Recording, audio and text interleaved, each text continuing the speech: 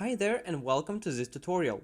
In this guide we will discuss the issue when an image has no width and height attributes, why it's important, how to find and how to fix the issue. Why it's important?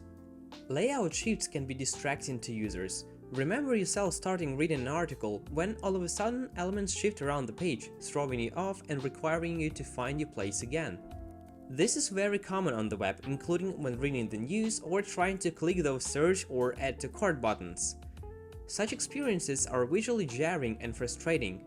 They're often caused when visible elements are forced to move because another element was suddenly added to the page or resized. If you don't specify width and height on images, when loading the page the browser doesn't know how much space to allocate for the images. How to find the issue? You can look into the source code of each and every page with images and look for the missing attributes. However, it's easier to use Sitechecker. With its Site Audit tool, you will be provided with a full report in terms of technical SEO, including images with the missing dimensions. There will be a full list of all the URLs that have the issue, and after you click View Issue in Code, you will see the specific line in code where it's located. How to fix the issue? Simply adding width and height attributes to image tags will avoid layout shifts, but a full responsive solution is a little more complicated.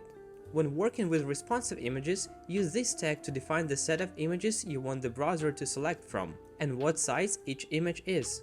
The browser will calculate the aspect ratio and therefore understand what space to allocate in the layout. Just ensure that the images themselves use the same aspect ratio. That's it for today. If you enjoyed the video, hit the like button and subscribe to our channel, and if you still have any other questions, feel free to reach out to our support, which is support@sitechecker.pro. See you in the next videos.